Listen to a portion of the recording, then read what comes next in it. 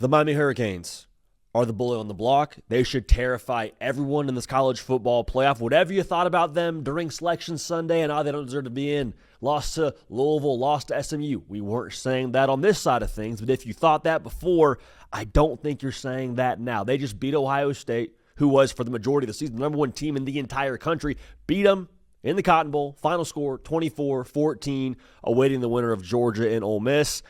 Y'all, there's a lot to unpack here for both sides. We'll do that right now. Before we do that, if you're a college football sicko, Happy New Year. We love you. We appreciate you being part of this show. If you haven't yet subscribed, make sure you do so. This show, as always, brought to you by BetMGM. So I'm watching the first half of this game, and I'm in here at the office. We got a Martinelli's in the fridge in case New Year's does hit while we're still here. And I'm thinking during halftime about what we saw for those first two quarters. And my takeaways were the information we had leading into this game is exactly what that game looked like to start off. You have one team that 25 days of rest and a new play caller on offense. You had another team in Miami who is off of arguably the biggest win of the Cristobal era, an emotionally, intense win, a confidence-boosting win on the road against a really good SEC team in Texas A&M, and they were walking with a little bit of swagger. They were the more physical, more violent, more tuned-up team. And so you have that first half to go off of, but even so, I'm looking at Ohio State, and I'm saying they could turn it on any freaking moment. Like, Ohio State could go into sprint mode, let Jeremiah Smith keep eating. Julian Sayin finds his rhythm. It's still only a two-score game here. Who's to say Ohio State doesn't go back to being the number one team in all of college football? And then they go find their way to win this football game. So that was my feeling at half. Y'all, coming out of this thing, Mario Cristobal deserves all the credit in the world for the two jobs he's done at Miami, which is one, architect, two, psychologist. Let's start with architect. When Mario Cristobal got to Miami, that roster, especially on the line of scrimmage, is nowhere near what you just saw them do to Ohio State. Nowhere near. The line of scrimmage was, anemic. The culture was soft. The logo had lost a lot of shine on it. There was no Malachi Tonys. There was no elite quarterback play. And then you saw what they had tonight. That is a product of Mario Cristobal pounding the pavement, attacking the transfer portal, attacking at the high school level, and stacking the trenches with guys like Mesidor, guys like Ruben Bain on the offensive side, guys like Francis Mawanoa, getting to Mark Fletcher in the backfield, getting a steady hand in Carson Beck to run the show. Like that is the product of Mario Cristobal, the architect, building this roster to go toe-to-toe with Ohio State. And y'all, to keep it a buck now, they bullied Ohio State. Like the strength of Miami going into this game, we're saying line of scrimmage could be the difference. Sack Julian Sayin 5 times. You hold Ohio State to 45 yards rushing. I don't know if that was the difference in the game. It was a pretty big part of the difference. It was at least a 50% or if not more of the difference for the Canes in getting this game done. So the way that he's built it since getting to Coral Gables, it was a slow build. There was a lot of jokes along the way around, well, you didn't take a knee against Georgia Tech. Well, you can't beat Louisville. Well, it's all these different takes about Cristobal in Miami. He just continues to stay the course, keeps it building, keeps stacking bricks, and then what you see tonight was a byproduct of all of that. So the architect, Mario Cristobal, deserves all the credit in the world. The psychologist, Mario Cristobal, also deserves a ton of credit. Y'all, I saw a team in Miami who, according to all of us now, backdoors the way into the college football playoff. The topic of discussion going into Selection Sunday. Everyone's got to take on Miami. Either you think that they shouldn't be in because they lost to two pretty average ACC teams, or you think they should get in because of the head-to-head against Notre Dame and the way they looked in September and the way they finished in November. There's no more discussion about that. And even if there was, this is a team that I saw, at least with my own two eyes for 4 quarters, had zero fear with what that other roster was. It would have been very easy to say, well, it's Ohio State, defending national champions, the best player in college football, and Jeremiah Smith and Julian Sands completing 80% of his passes. There was zero fear from Miami on any level here. We talked about the trench play. How about just the way they called the game? Like, Miami played man coverage for a fair amount of this thing. Now, they took their lumps. Jeremiah Smith still had a day and a half at the office. But just the willingness to sit in man and say, you know what, we like our guys. We recruited dudes too. Let's play ball. I love that for Miami. And on the offensive side, Shannon Dawson, he outdueled Matt Patricia soundly in this game, the DC for Ohio State. We'll talk about that more in a second on the Ohio State side. But for Miami, they were living in third and manageable. Miami had 14 third downs, converted 7 of them. Of those 14 third downs, 9 of them were 3rd and 3 or better. 9 of them. So they were living in we have the entire playbook at our disposal. And I think the thought was, if you're an Ohio State fan, you're maybe feeling a little bit on edge and feeling a little bit anxious about what Mark Fletcher could do for you coming downhill. And Miami, in a lot of those 3rd and 3s, elected to throw the football and had a good amount of success doing so. Whether it was Malachi Toney on the out route, whether it was Mark Fletcher on the wheel, whether it's Shamar Brown on the wheel, like they ate Ohio State's lunch schematically in 3rd and short situations. And Carson Beck making the right play with the football was a big part of that. Going into this playoff, we said, hey, listen, Miami, they've done some dumb stuff, and it's caused them to lose football games. They haven't lost football games because they've got roster deficiencies or they have these massive holes in what they're capable of. Miami was always capable of doing this. The thing that made you nervous, though, was, well, are we going to see Carson Beck throw 4 interceptions? Are we going to see a couple busted coverages by the defense? Are we going to see a timely pick from Carson Beck in OT to lose to SMU? Like, what's this going to look like when we get on those big stages? We keep saying it, though. Miami, while you're worried about them doing dumb stuff, they were the more mature team tonight. And if we get mature Miami, all bets are off. And it looks like through 2 games in the college football playoff, we are getting mature Miami. Carson Beck didn't light it up tonight, but he was steady. He didn't make the big mistake. He operated the offense, made plays with his legs.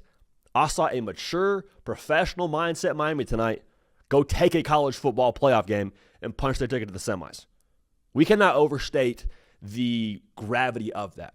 Because if you get mature Miami, again, there's no roster in college football that is superior to them by some substantial margin to the difference of a game.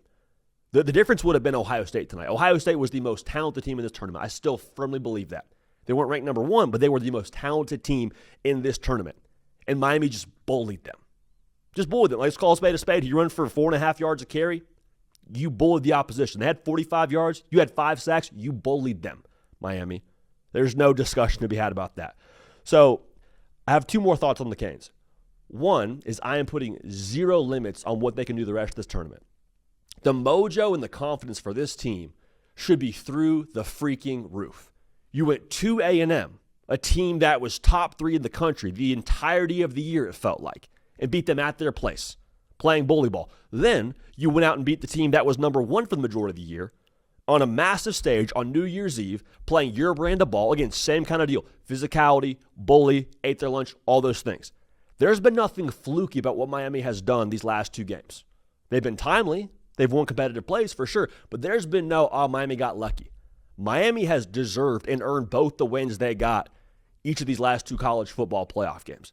So we'll see what they are in terms of the line with whenever they play a Georgia or an Ole Miss. But Miami, I don't think they care what the line is. This game opened at like -9.5, -10 Ohio State. Miami didn't care. Going back to confidence and the whole psychology element from Mario Cristobal. Second point I want to make here, though. Do we all understand what a win like this and a run like this means for the future of Miami Hurricane football? Because Mario Cristobal now, he's always going to go recruit top talent. That was a given. That was what you knew when you heard the news that he was taking the job in Coral Gables. Come back home to 305. You never wondered, is he going to be able to recruit South Florida? That was a given. But before, it was always a projection, a forecast, trying to cast this vision for guys. Hey, come bring the U back. Come bring us back to where we're supposed to be atop the college football world. There's no more of that now. You're not trying to forecast anything. You're like, we beat A&M and we beat Ohio State, who won the national title a year ago. You want to go play for those schools? More power to you. But understand, when they spot the ball and they run that clock, we beat both those teams. So make your own call here, but understand the proof is in the pudding now for Mario Cristobal. And to have that in his arsenal when he walks into a living room, he jumps on the phone with a transfer portal guy or recruit, like I just think that's massively, massively impactful and is enormously dangerous for the rest of college football when it comes to acquiring talent out there in the 305. Translation, Miami's not going anywhere. Even if they don't win the national title this year, Miami is not going anywhere because of the wind in their sails as kind of a win can be. So the Hurricanes have very much so made their case as to how real and legitimate they are. Nothing fluky about these past couple of wins for them. I cannot wait to see they play in the semis. Now, for Ohio State, this was a gut punch in every single sense of the word. 2 words. Here's what makes me Just a little peeved if I'm an Ohio State fan. Now, hand up, I picked the Buckeyes. I thought they'd win the football game. I still thought at half they were going to turn it on and find a way to go win this game. But here's what makes me just agitated if I'm a Buckeye fan. I didn't see an Ohio State team take the field with a certain edge about themselves or a pissed off manner about themselves. And they had every single reason for that to be the case. Every single reason. I told you Julian Sand, the whole doesn't win the Heisman Trophy deal, and he's got one guy at Media Day talking to him, and it's something that makes the rounds on social media. You got Jeremiah Smith posting about how he deserved to win the Blitnikoff. He didn't say it that way, but posted a video that essentially implied as much, and he took it personally. You have Ohio State, who lost to Indiana in a game where I think most Buckeye fans feel like they should have won that game. You have all the makings, all the ingredients in the world to have that chip on your shoulder, flip the switch, go Revenge of the Sith mode like you did last year, take it personal, go on a run. And I didn't see that. And I'd feel different if like Ohio State got exposed in some areas. I leave this game and I'm like, they play that game 10 times. Ohio State probably wins a percentage of them. I'm not saying that like Miami didn't deserve to win this football game and Miami wouldn't win this game if they played it again, but I'm just saying like I didn't feel like Ohio State had some personnel holes that we learned about in this spot. We knew that the offensive line was gettable. We all knew that. I still thought they could win the football game. We knew Julian Sand was a young buck. I still thought he was good enough to win the football game. And so the fact that you didn't learn anything new about your football team in this spot and you still lost, that to me just makes me feel bad because it feels like Ohio State didn't come out with the we're ready to go get it kind of mentality. And that sucks in a college football playoff game where if you win, you're in the semis, you win that when you're playing for a national title for the second time in 2 years. Like, there should have been some fire in the belly, and there wasn't from anyone not named Jeremiah Smith, which I think is just massively frustrating. Now, hindsight's 2020. I'm not in the building. I have no idea what the flow is like for Brian Hartline when it comes to his work week, with him being the head coach at USF now and also trying to be the wide receivers coach / OC for Ohio State. If it's me, I don't like anything new on race day. I don't like us being in a college football playoff game and for the first time all year having a different play caller when we've had a pretty elite offense for the entirety of the year. I know hindsight's 2020. I didn't love that. The Matt Patricia thing I want to touch on just because I was very critical of this hire when Ohio State announced it, with Matt Patricia being their DC. I am not victory lapping on this because my original take was this hire doesn't excite me. I don't get it. It doesn't check the boxes.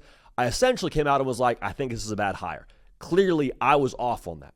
I was wrong on that. So hand up, he's a Broyles Award finalist for one of the best assistant coaches in all of college football. Got a vote from me for that, just to be clear. But I do want to circle back on one thing I had to say during my reaction to that hire that I think actually ended up being pretty spot on. One of my concerns about Matt Patricia was, is he the 10% difference for you at Ohio State that you demand when it comes to reaching your expectations of winning national championships? Talent will never be an issue for Ohio State. As long as Ryan Day is the head coach, people will laugh at this. I don't think that's ever going to be an issue for Ohio State either, and his national title to his name should prove that. So when it comes down to play in and play out schematics and different nuances of the game plan, and it comes down to winning third down, I said, I don't know if Matt Patricia provides you that 10% advantage that you need to go win national championships. And I understand Miami only scored, if you take away the defensive touchdown, 17 points tonight. Right? So it wasn't like they had this massive outburst on the scoring front. And one of those touchdowns, too, on the offensive side, you gave them when it comes to Miami scoring at the very end there. So if you want to be real nitpicky, you can say, hey, JD, thanks, but Miami really only scored 10 true points tonight. Say whatever you want. I'm looking at third down, and I'm looking what Shannon Dawson was calling, and Shannon Dawson ate Matt Patricia's lunch tonight, dude, just from where I was standing. Now, we'll go back and watch this, and maybe we'll have different takes for you when the dust settles, but I don't think I'm backing off that take. Shannon Dawson definitively won the coordinator duel tonight between him and Matt Patricia. Not saying, again, Patricia wasn't a great hire. Not saying Patricia can't still be the guy that elevates Ohio State to a national title next year, but in the context of this season, he was not that 10% difference. So I'm not saying this loss is on him by any stretch of the imagination, but I just want to highlight that. When it came down to the coordinator duel tonight, you had one guy who was calling plays for the first time all season. Great play caller in his own right, but we changed that up for the first time all season. Don't love that. And you have a DC who I think lost the coordinator battle to the OC. College football is a competitive game. You're going to take your L's, just how this whole thing goes, but Miami, they won in the margins. They won in line of scrimmage. They won, I think, psychologically, being the more physical, more ready-to-play team. And, again, I am putting absolutely zero limit on what this team can be the rest of the college football playoff. I would not want to play the Canes. Ohio State, they're not going anywhere. I'm not saying Ryan Day should be fired. I'm not saying fire Matt Patricia. I'm not saying any of that. Ohio State, they'll be right back in this spot next year. I guarantee it. But Miami, they are the bully on the block. And I can't wait to see what they are the rest of the way. So, pick this game wrong, hand up. But the Canes advance to the semis. Miami fans, let me know what this means for your team going forward here. Let me know what the future holds here for the Canes. Excited to keep a pulse on this, obviously, the rest of the way. Make sure you're subscribed. Make sure you're safe. Happy New Year. For Caden Smith on the ones and the twos, myself, JD PicKell. Appreciate y'all. Love y'all. We'll keep this party rolling. We will see y'all next time.